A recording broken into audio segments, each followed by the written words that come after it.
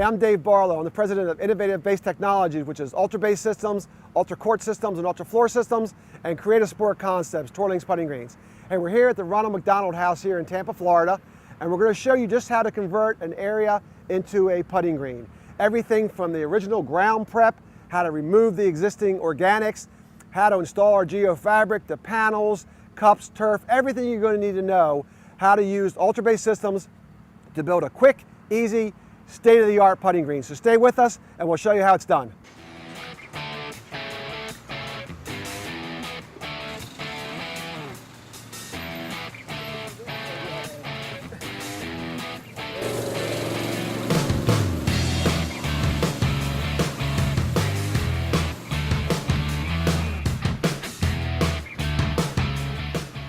All right, so this area has a lot of existing mulch, and we're kind of lucky because we don't have to remove a lot of the sod. We're staying kind of pretty much in this area here. So first thing you gotta do is remove this mulch, and they're gonna reuse it around the facility.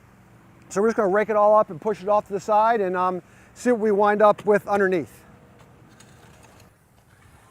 Now if we would have, wanted to, we could have rented a bobcat and come out here and just gotten this up really quickly, but the fact of the matter is it's loose, it's not that big of a deal, so we're just going to kind of get some exercise and take it out by hand.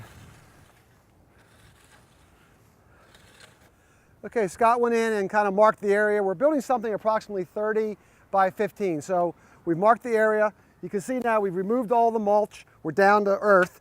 So what we're going to do next is we're going to take a sod cutter, and because we couldn't really get a bobcat in here easy and it wasn't really necessary, we're going to sod cut the whole area, loosen the soils up, and then begin to move around the soils to find our grade. So the next step is going to be sod cutting, and you'll see how we do all of that and what that does for us as far as loosening ground.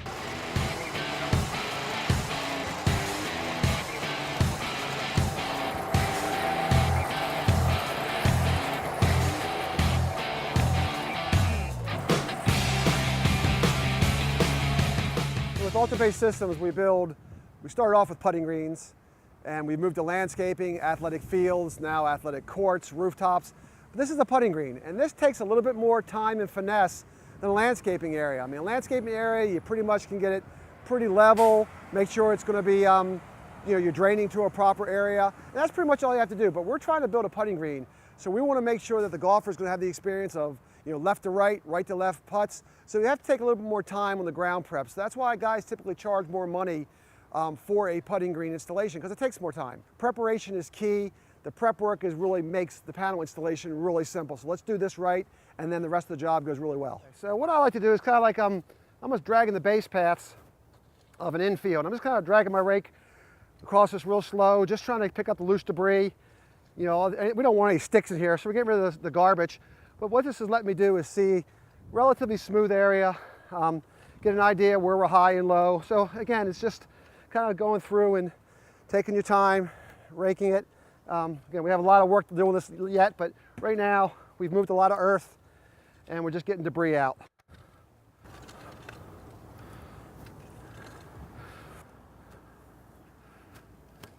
Take the back side of the rake now.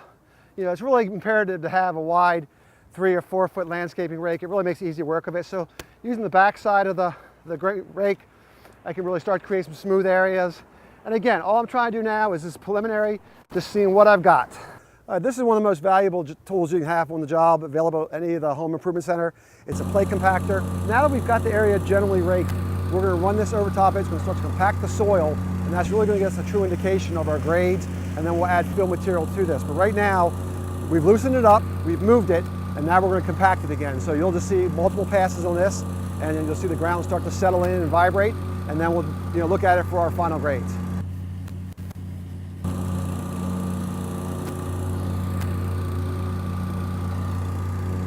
You can really see the value of the compactor here. I mean, this ground is starting to get solid. Again, we're a long way from the finish line here, but just one pass. And we're going to make multiple passes. But you really can see, start settling the ground down. You can really begin to see your planes of what you're doing. So, this is invaluable. Try to do this with a hand tamp. You can do it, but save your back, save the time. Rent one of these for $35, $40 for 4 hours. You'll never be sorry. Okay, so we did the first pass of the plate compactor, and now we're we're not even really, we know our basic shape. Like I said, we're building something around 30 by 15, and this is the general area here. But what I'm doing now, I'm looking at it and starting to see where I'm high and low. We got a pallet full of fill material over there to add as additional base. So I'm just kind of looking at this thing. I got a can of marking paint, and the easiest thing for me to do is just kind of come in and recognize that I've got, you know, some low areas here. You know, I can see over here I've got some low areas. And this is important because we don't want to wind up with a bird bath. So we want to kind of pick our drain area. We're going to be running everything kind of that direction. It's higher over there. We want it to slope this way, but we got some lows. So right now we're just kind of walking it. You know, use your, you know, it's just like a golfer does when he's on the green. You're kind of using your feet. You kind of feel what's underfoot, and you can kind of tell your highs and lows. So that's okay. So this is pretty much what we're building, and this is kind of the orientation. You know, we got our about 30 feet 4 inches this way, about 15 feet this way. And so we're going to position it this way. I kind of like the kidney shape going this way, so it kind of invites you into it. So I want to think about where I want to put some highs and lows at. And because we've got some low spaces there, we're probably going to build up and get to level. And then maybe over here we're a bit high. We'll build a contour over here, and maybe we'll build another contour over here and try to force that water down, get this up to level here. But use your map here, kind of have a plan in mind. You see that we got 3 holes marked, so we know we're going to put some cups in. We don't want the cup sitting on top of the contour. So right now, you know, you're kind of using your site map here, getting a preliminary plan. So I know I want to fill all these orange areas, and then from there I'll make a better determination of where I want to start adding more for the actual contours.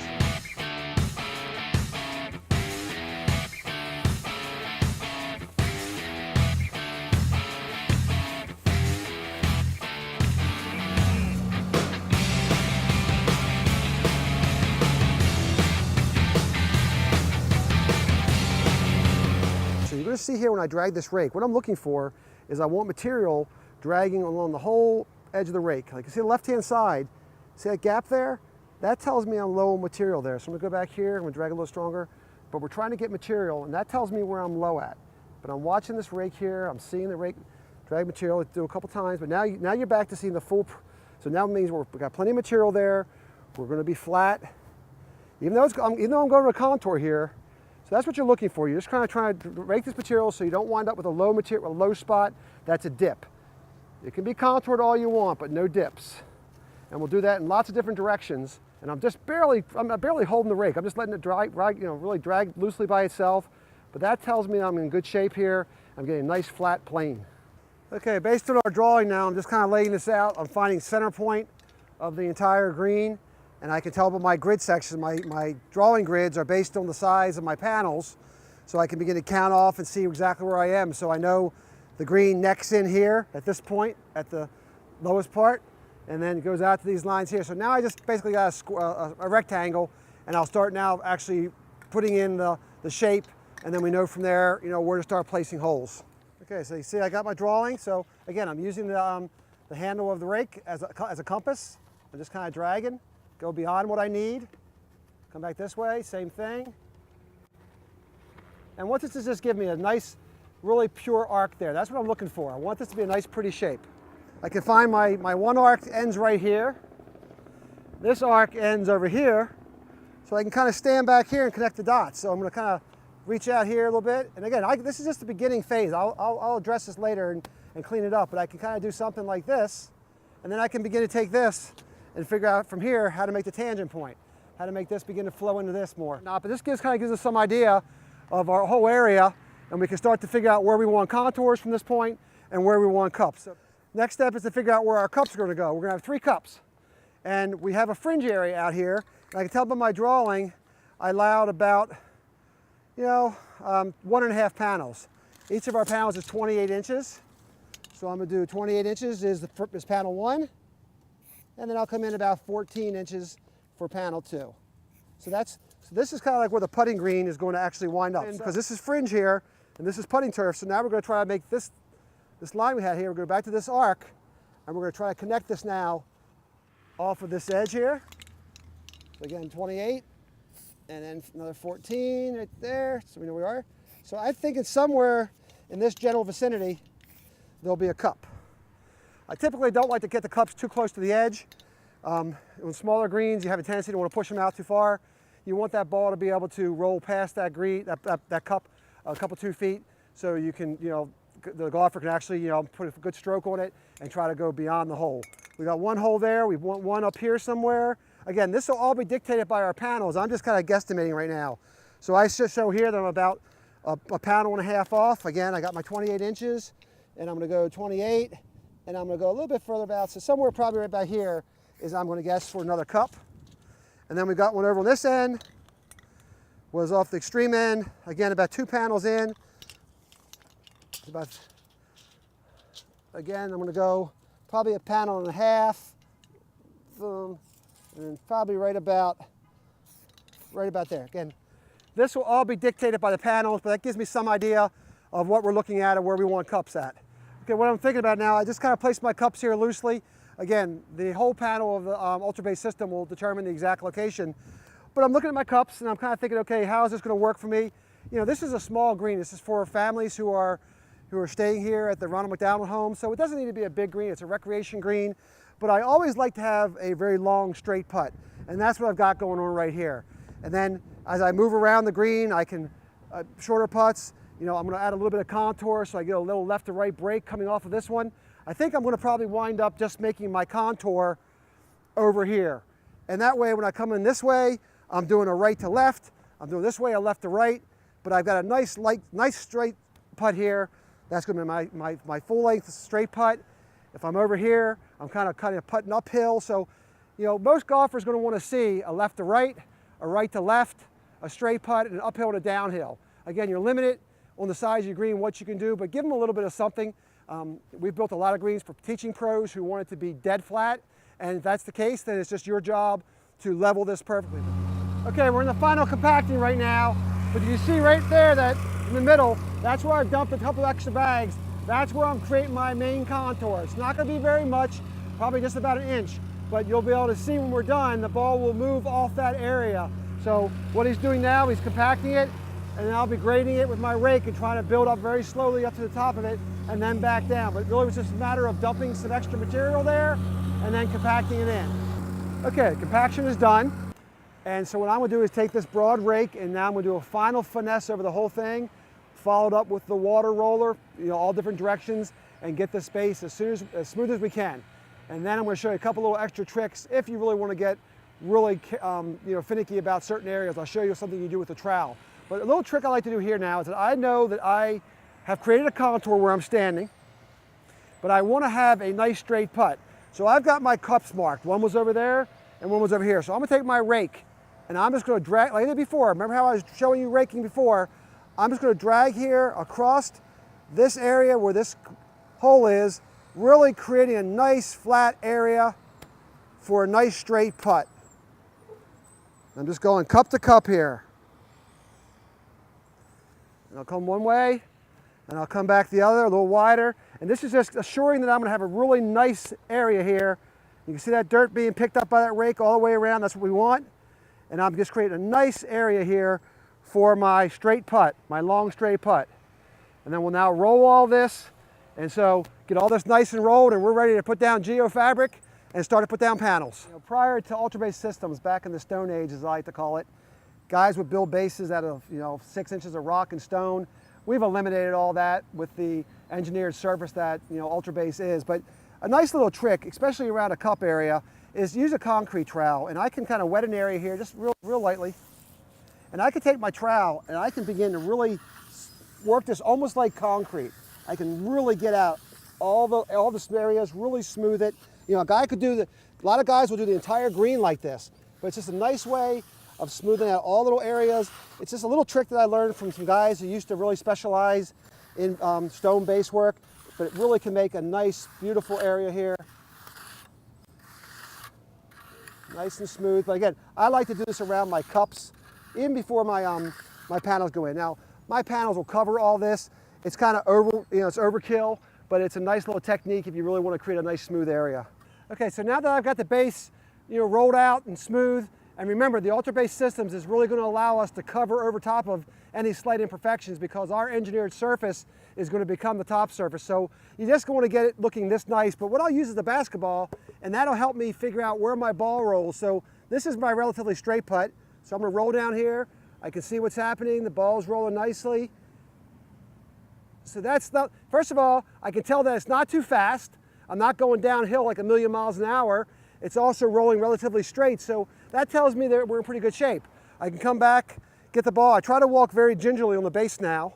I don't want to ruin anything, so I can come over here and look what this putt's going to look like. I can roll from here and get an idea of what I've got here. I can see here. Now if I come up here, you're going to notice from putting from this direction here, I've got a contour, so I should see a little right to left break coming across here. So there I'm going left to right to the hole. So what we're going to put down now, once the base is done, we're putting down, it's a geosynthetic stabilization fabric. It's not a weed cloth, it's meant to be stabilized. Imagine it being like snowshoes under our panels. So this is the DuPont fabric, one we use. It's permeable so water will drain. So this product's going to go down onto to the sub base, and it also gives a great bearing surface for the panels. Now it gives us something to walk on stably, allows water to drain through. Also when we start installing the panels, it eliminates any dirt from wanting to come up. So this is an extremely important part of our installation, is the geosynthetic stabilization fabric.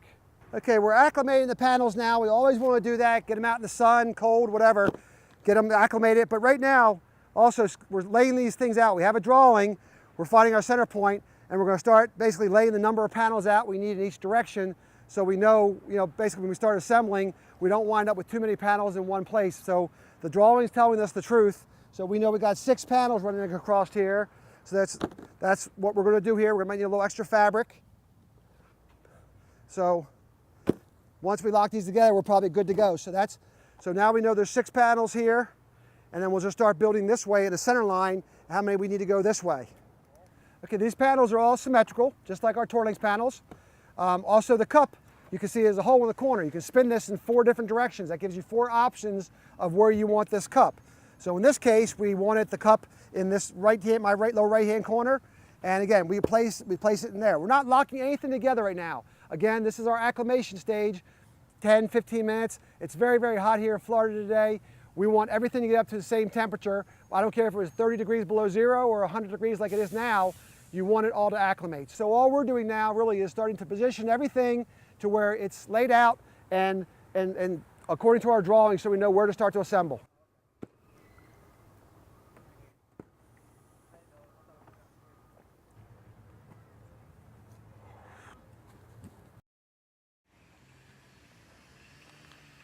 This is where your infrared thermometer comes in, because we're going to use the thermometer to tell us the temperature of the panels, and that will determine the gap that we want to leave between the panels. And I tell you today, it's hot. So these panels aren't going to require much gap at all. They're probably shooting right now 125 degrees. They're going to get hotter than that. The sun just came out. So you're using this and our guide on our manual of how much to gap. But right now, we'll probably leave about a 1/16 of an inch gap. The green's not that big. It won't be that important. On a big field, gapping is very important, but on a small putting green, you want to be cognizant of it, but it's not, you're not have to watch every 1/16 of an inch. So in this case, 1/16 of an inch gap. Now the design is such that I'm going to start off in a straight row in the middle, and then a straight row almost like a plus sign, and that will build from there. That way I make sure that I'm putting down the proper number of panels, and I don't build too many or too few. Use this as your guide. So we're just going to start snapping them together, and you'll see how easy it goes, and then we'll get to the cups and we'll show you how to do that. Okay, so the first row's in. My temperature is going to tell me that like I said, I'm going to leave about a 1/16 of an inch gap, and all I'm going to do, the first row, I've eyeballed it. It looks nice and straight. I'm just coming in here and kicking a little gap between these panels. And what I'm doing this for is that we want to make sure that if it gets any hotter, these panels have room to expand and don't want to lift up and heave. That's the worst possible thing that could happen. So the gapping is very important in both directions. Okay, so now he's put this row in that's intersecting. We're going to gap this one, and we're checking the gaps here.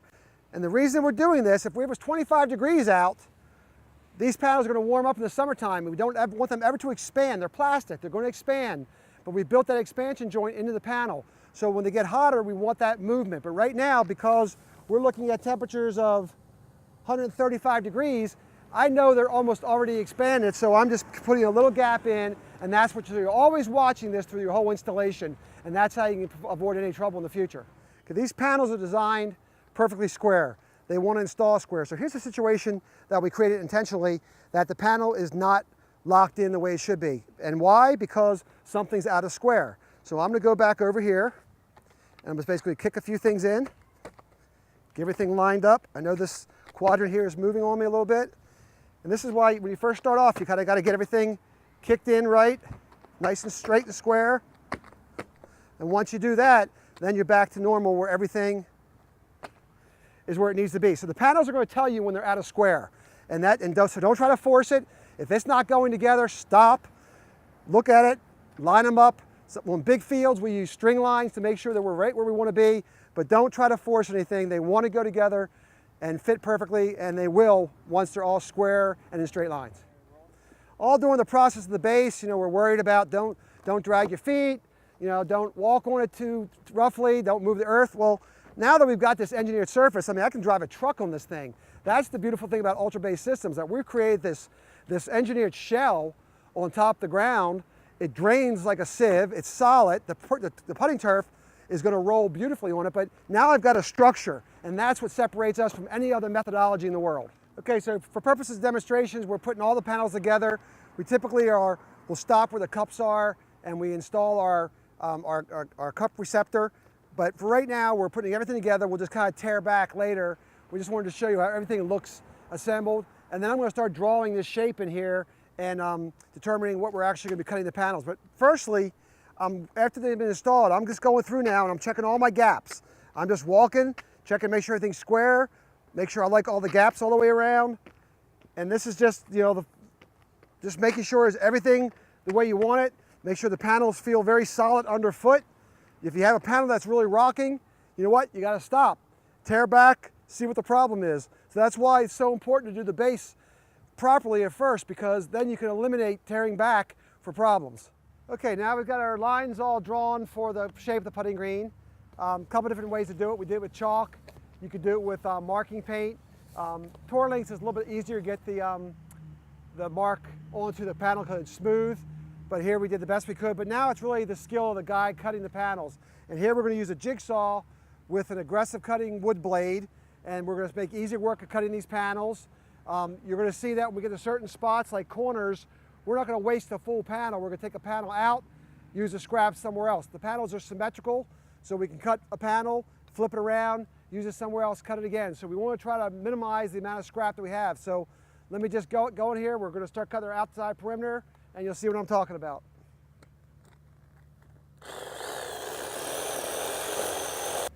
Okay, I've cut a lot of panels in my life, a lot of plywood, so I'm just kind of relying on my instincts. I'm not pushing the saw too hard.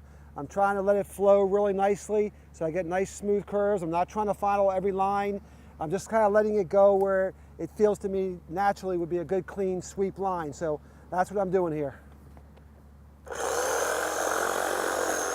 Okay, so like I said, we've cut the panels and we've got to cut a lot of corners off. We can use these corners. The panels are symmetrical.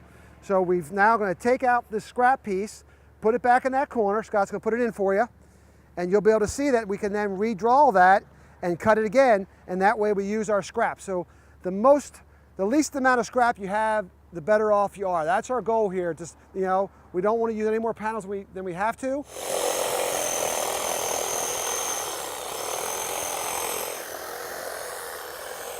So you can see where they use the scraps from the other cuts, filled in some areas, and then we'll recut those, and that leaves us to full panels that we didn't have to touch. So it's really good savings of material. Okay, once you've cut your panels, you can then go back and see if you've got any lines that were wobbly or you don't like an arc here and there, and then you can trim. So that was your first cut. If you did a good job, you might not have to cut anything else, but you might go back and have to secondarily trim something here and there just to even something out. So don't be afraid to do that. All right, now we're going to show you how to install the cups using the UltraBase and Tour Links regulation cup accessory. So we've marked where the hole is on the GO. First thing we do is going to cut this GO away. Okay. And what we're going to do is we're going to take our post hole digger and we're going to dig a hole deep enough for this plastic cup to go into. But the first thing I'm going to do with this cup is I'm going to take the bottom side here and I'm going to cut some drain holes in it. Cut some small triangles. This is so the water will drain eventually out of the cup. These plastic cups are really inexpensive. They work great. And you'll see, again, our system is different than anything else in the world. And a lot of guys will spend an hour or 2 hours putting it in cups, and we'll do it in 10 minutes, if that. All right. So Scott's going to take the post hole digger, and he's going to dig in. He's going to take out this material here. Okay, so the post hole digger made easy work of digging the hole out. Basically, we have the diameter of the hole is that of the bucket. So we're going to take some pea gravel and pour it into the bottom of the hole. Just a little bit. Put it around. And just be looking for your height. You want your bucket to be just to the top of your geo fabric. Put it in there, tamp it down. All this is a receptacle for the cup. It does nothing else other than just give a place for the cup to rest into. It's a great way of doing it. A little more here. All right, cup's in. Feels like it's below the level of the panel. And take a little bit more stone and put it in the bottom of the cup just for drainage. What you're going to do then is, if you've done the job right, you should take the panel, put it back in, line it up, snap it in, and you will see that your cup, where your cup's going to go, is exactly over top of this hole. So this is all you do for every cup. We're going to show you later how to actually install the cup accessory, but this makes such easy work. I mean, I've seen guys who have processes where they concrete the cup into place. I mean, it takes an hour, then a couple hours for the concrete to dry. It's absolutely ridiculous. This is how fast we can do this, and then we'll show you how the device that we've invented that actually holds the cup in place allows you to adjust the cup up and down, or you can gimbal it left and right. In case your flag is crooked, you can adjust it. So it really is a great way to install cups in our panels. Okay, the panels have all been blown off. I don't want anybody to walk on it because you don't want to have a stone or something, because you might not be picking this turf up again. So I see right here, there's a stone, and that would wind up coming through the turf. So be very, very careful. They're going to bring the turf up and roll it out, and we're going to let it acclimate for a couple hours before we cut it. We just raked the mulch off to the sides. We took a sod cutter and we just loosened up all the soil. So if I would have had a bobcat, we would just grade it very, very quickly. We compacted the whole area, multiple directions. As we're compacting it, I'm dragging a broad landscaping rake. So we plate compacted the whole area, back and forth, back and forth. So once the area was all rolled and I had it when I was comfortable with it, we then laid out our cups. Once this base is done and I put this fabric down, I've now got this incredible stabilized area that I can put this panel on top of. Number one, I've now isolated the whole area from the dirt. This is essential to do this. Now, indoors, do you need it? No. We're not worried about air temperature. We're worried about panel temperature. But if you're installing in January here and it happens to be 30 degrees or 40 degrees or whatever, if you don't leave gaps, when this thing expands, it's going to push against each other. Yesterday it was hot, sun was going in, coming out, it's about 120, so I left about a 1/16 heavy gap on most of the panels. So your job is to basically make sure that when you're installing, you have infrared thermometer at Home Depot for 40 bucks, hitting the panel, it's 140, 1/16 of an inch, it's 80 degrees. I better kick things and get them out there so you got good sized gaps in them, because they're going to blow in. But when I'm installing the panels, I'm putting a couple panels down and I'm walking on them. And I'm making sure that they're solid on the foot. These things are designed, even though they contour, they're designed to be resting all the ribs on the ground. Again, go fast, let it flow nicely. We're going to cut some of these panels. They cut really easily with a aggressive jigsaw blade. If you have straight runs, you're cutting it with a skill saw. And here's a perfect example here. Now, again, I had a full panel in here. It's like, I'm not going to waste a full panel. I got all these chunks everywhere, so let's just cut through this one. You might just take the edge here and just take this thing and just knock that edge down a little bit so it's not sharp on the back. You always want to make sure that your debris is off, because if you don't have all the debris off the panels, it's going to show up through your turf. So you always want to just constantly be cleaning.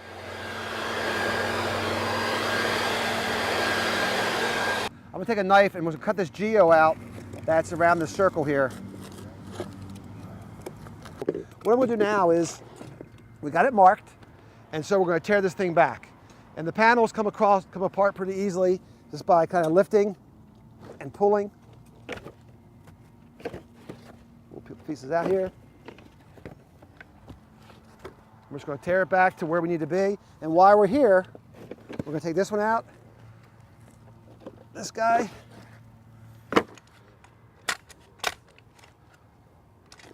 What you're trying to do is get this thing down, obviously, to the depth of the cup is equal to the top of the geo fabric. So what I'm going to do now is just take a couple scoops of pea gravel, just put it in here in the bottom. Put the bucket in, make sure the bucket's flat to the, and then put a couple handfuls into the bucket for drainage. And then we're just going to push all this back in here and then blow this whole area off and make sure there's no interference here. You got to start on one side, so we'll start over here. Basically, these things go in. Next one comes in, again, the 45, same thing. Snaps in. And if you find yourself like where it's not going in, we talked about it yesterday, it means that you're not square. And if it's not square, then you got to go back and figure out what's not right. Give it a little kick here and there, get things. And once you give it a kick, everything will shimmy into place. And essentially, same thing here. You're going line up, snap in. So the infrared thermometer is going to tell me what my panel temperature is, and that will effectively determine my gapping. So right now, I can see here. See, I'm only at 98 degrees. So that means that these things have not started to hardly expand at all. So I'm going to go back here, and Fred, I'll have to ask you to blow it again, but I'm going to go basically and start kicking these things out a little bit more because I know that I've got to allow for some gaps here later on. Now, again, in a little small putting green like this, am I ever going to get heave and lift? No, but it's just good practice. And you remember how when we uncovered them this morning, you saw these gaps kind of very close to this. This is what caused, they don't even start to expand to about 100, 110 degrees, 150, they're going full bore. But right now we want to see this kind of gap like this. So polypropylene putting turf, and there's nylon putting turf. I like nylon because it reacts more like natural grass. Nylon will hold 7% of its weight in water. It also will, it's springy. So what that means to you is that when I step on this thing, I mean, you all probably played a miniature golf course before where the carpet was so matted down that it looked like you're putting on concrete. That's because it's polypropylene. The nylon will spring back. You step on it, the fibers will come back, and that will happen for a long period of time. It's also when you have a situation where your green has a lot of dew on it in the morning, the turf is going to run slower. It's also going to be a situation where in the heat of the day, it's going to be faster. Turf also has grain to it. This turf is tufted, and it has a grain direction. And in this particular case, on this green, it really didn't matter to me. I'm glad we selected this way because, as you saw, you see more of this little blend there from this angle here. Well, most of the people are coming in from this angle here, and you don't see it, so it's probably a good thing. But if you take a Coke can especially, but a bottle of water, and you take this and roll this back and forth on a dollar bill, if it's not going to stick here, see it migrating? It's migrating to me. That tells me the grain's running this direction. So that's a good way. You try to feel it, and sometimes you can. Like I can feel with my hand that it's stiffer that way than this way, but this is a good way of doing it. I'll take my chalk and just mark that cup. I've got one over here somewhere. And we're going to put these cups in a second before we're going to pull these back in a second here and put these cups in, but I just want to get an idea where they are. This chalk. Now I'm just kind of going around here. This chalk will wash right off in a second. I'm just trying to get an idea of where I am so I don't do something stupid and cut this turf short. Essentially, what I'm going to do here now is take some duct tape.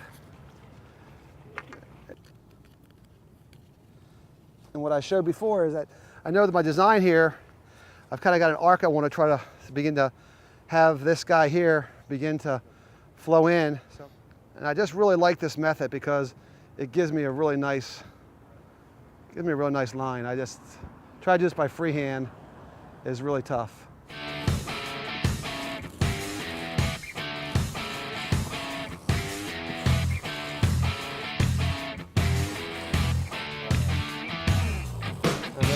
something happened over here again, so you gotta be careful. We'll get over this edge here. The next thing to do is we'll put the cups in. So essentially this bracket comes in 3 pieces. You have the support bracket, and you got a couple little screws on the side here to tighten up on the cup. Essentially drop these guys in, thread them on to the bracket. Now this allows you to put your cup in and position your cup up and down. Also allows you to gimbal it slightly so that if you find out you're putting a cup on the ground and your flag is not perpendicular to earth, you can kind of adjust one side or the other and angle the cup a little bit. So essentially this is a 4-inch aluminum cup, and we're going to get this guy dropped in here, and we're going to leave about a 1/4 inch high here. And these screws here, I just tighten these up very, very little bit. We want to be able to get this cup out of there if we ever need to. So just where it gets snug a little bit. Just barely touching it. So what we do now is we take the screw gun and we'll run these guys in here. Just to where it's snugging up, that little bracket here is snugging up onto the bottom there, just to keep everything in place. I'm gonna drop this baby in here. And again, this will not fit here. Put it in. There you go. That's it. Deck washer, it just goes on top of this defrotent right there. You can silicone tape these in place. We're going to put a little cellophane tape on them. You can silicone underneath and hold them if you want to, a little liquid nail. That just basically allows that turf to span over top of this thing.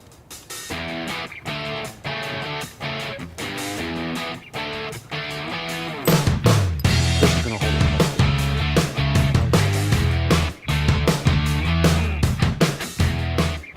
On putting turf and fringe turf, I use a 1/4 crown staple, fine stainless steel. You can find them all the time. I've got, for my fringe, when I'm doing landscape turf, big areas, I'm doing football fields, I'm using a 1/2 inch crown stainless steel. Never going to loosen up, never going to decay on me. These are 1/4 crowns. Remember, the panel is only about an 1/8 inch thick, the panel as far as the deck. So a 1-inch staple is more than enough, 3/4 will work. I went a little bit longer because I'm going to show you that we're going to try to find some of the ribs on the side to staple into also. We're going to staple on the edge, and then we're going to wrap it, and we're going to kerf it in a few places where we need to around curves, and then kerf cut it, and then staple and find ribs on the back side if we can to allow us to staple into. So if you had in your inventory some 1.8", 1.25", you might need them, but for right now, for what we're doing for this panel, probably 1 inch is going to be fine. But again, you're only really going through an 1/8 of an inch worth of material. I'm going to find my edge here. And what I want to do is I want to make sure I take this gun and get it down into that nap. And I don't want to, because I want to make sure this nestled down in there really well. You know, for putting greens, I'll go a little bit closer. Putting greens, I'll go like 4. Fringe, I'll go 6, 8 inches around the perimeter. I'm just kind of looking here. We'll start with the edges first. We'll start with the top edge, and I'm going to show you how to hide these holes, and then we'll go back and we'll do the kerf cuts and get it into the side here in a minute when we start to bury it. I'm just pulling it tight as I go. Find my edge. Having this chalk line helps. I want to get a couple guys, 3 or 4 guys to stand up here, and we're going to try to pop this and see if we can pop this wrinkle out of here. Ready? 1, 2, 3. Pop it. Pull it. Pull it. Pull it. Pull it. Pull it. Pull it. Better.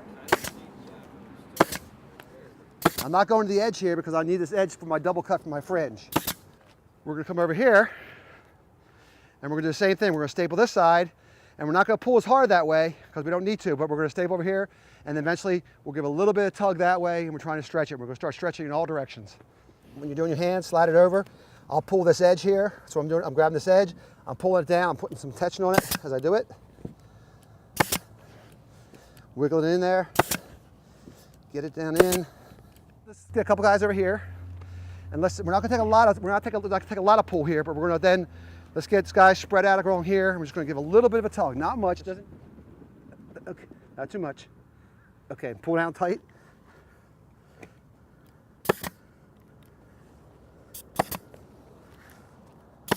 And where these staples are, somebody's going to come back here and take, where these holes are, take the seam roller on the edge and just take it in there and roll it. all directions, and it disappears.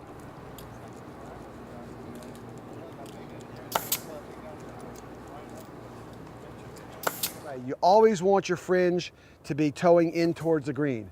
Now what does that mean? If you have a big green like this and you have fringe all the way around, that means in some places you wouldn't have that. Well, you can make it do that. By having the fringe go in towards the putting turf, it means that it overlaps the edge of the putting turf, and when the fringe overlaps it, it hides that putting turf. It's the best look possible. We want to always try to aim the turf fringe into the putting green. This is my house up here. What do I want to see? I want to see the prettiest, richest color. So I'm going to actually install this grass to where I'm looking into it. I don't want to have that shiny reflective side coming off. And what we're going to make sure of is that we are covering our points here. So we want to be running past my points a couple, 3 or 4 inches, and running off. Same thing on this side. You can angle any way you want. So there's your fringe, and we mark this here, get an idea where this stuff all washes off real nice. Just get an idea where my edge is, so I just don't ever want to do anything stupid and cut this thing the wrong place. In your experience, Dave, which is easier to cut, the putting surface or fringe? But I'm going to be using this putting turf as my guide in a second, so what I don't want to do is give myself to a point where I cut too much of the scrap away, because I need to have some volume there to hold things down. So I'm just going to take out a little bit of an arc here, and again, I'm going into the putting turf now. You see the difference of what a sharp blade will do, but I'm just going to take a little bit out of here just to get some of this stuff out of there. So what I'm doing, I'm taking this silver part of this blade here, and I'm pushing this with my hand, and I'm going to take this thing, and I'm going to get a couple of guys to stand on this, somebody stand right there if you would. So I'm taking my blade here, and I'm just riding this right along the edge of this putting turf. I'm using this putting turf as my guide. Okay, so again, pushing tight here, just sharp blade makes easy work of it.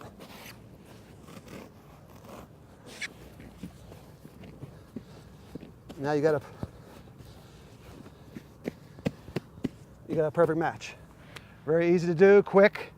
Again, you can do it for the round pieces, you can do it for seams.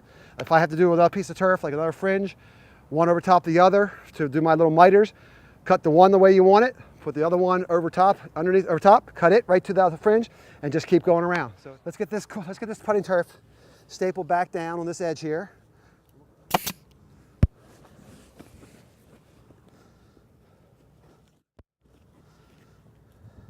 I love this type of retractable knife, the thin one, because I'm going around the inside, the outside of the cup, and I want to have a nice little radius there, so this little retractable knife works great. So what I do is I find the beginning of the center of the cup, and I'll take this thing out, and I go to I hit, and I'll go to I hit, and I go to I hit, and I go to I hit. And what I do then is I peel it back, and I'm getting my blade, if you want to look in here, is right, I got a little edge there. Remember, I got a quarter inch slip between the filler plate and the cup. So I'll take my knife and just get it right in there to start with. And I'll fillet this thing. Once I get started here, I'm filleting it just like I'm filleting a fish. If you pull this back, get your stuff out of the way, if you can see what you're doing, it makes life really, really easy, like this. Get a water on your left. Okay, and there you go. All right, so the last thing we gotta do is staple the edge and bury it. And we can do one just to show you, like there's a tight radius right here, for example. You get a little bit of bucker white. I'm forcing that to happen, but I can go right there. I know my edge is right there. I'm gonna go well below my edge, watch your fingers, cut it, and there you go. Now I got a relief cut there that allows me to get rid of that.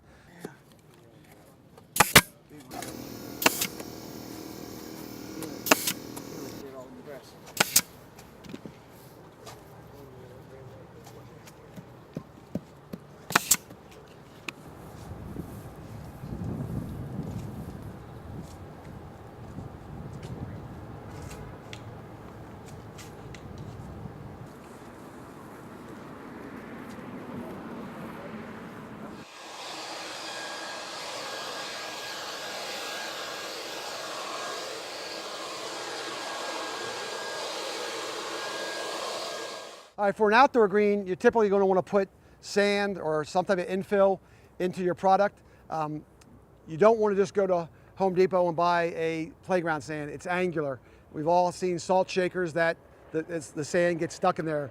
I have seen too many greens that we've had to take and cut them apart with a concrete saw because they turn into a brick. Also, those granules are angular and it will cut your fibers. So you're going with a semi-spherical or preferably a spherical sand. There are a lot of great companies out there, Black Lab, EnviroFill, Zeofill, Zeolite has some products that have sand and deodorizer, but you want to make sure you're using a spherical sand. Don't skimp on the sand because you don't want to hurt your fibers. Sand and ballast is your friend. Turf wants to move and contract. As this green, because we did stretch it, which is what I love about rubberized action back, we put a stretch on it. So when this thing cools down tonight, it's going to shrink a little bit, but because we stretched it, it will still be good. But putting 2 pounds of sand into a green like this is awesome. On a landscaping area, 2 to 3 pounds we found is a good thing to keep turf from moving. So essentially you're going to have to, there's a couple ways to do it. You can cordon off an area and say, okay, my bag is 40 pounds. I want 2 pounds per square feet. Calculate how many square feet you can do with that. How many passes does it take to do that? And then get in your mind, okay, 3 passes walking at this rate is going to give me a pound a square foot. Now you can see how that's dropping in there. So take it off and stop for a second. Okay, so what you're going to do at that point, that's your first lift in there, and that's when you go in there with your broom and you're just getting all this in. The power broom is great. They have a thing that's it's on a wheel. It's like a street sweeper. It'll shoot you across the room. But what you're trying to do is get this in there. You want that ballast to get down in there to keep this thing from moving. I'm just trying to get the chalk lines off mostly. The way to maintain this stuff is really with a blower. Pressure washer is awesome.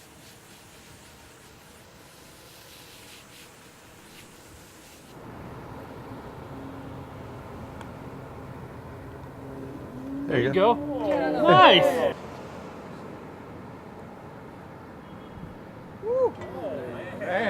Okay, so class is over. We had 4 hours yesterday, 4 hours today, and what used to be a mulch pit is now a 15 by 30 putting green for the Ronald McDonald house here in Tampa. It was a great class. I think people learned just how UltraBaseSystems with the Tourlinks components can turn any putting green installation to really something very, very easy. So I thank you very much and look forward to working with you, and happy putting.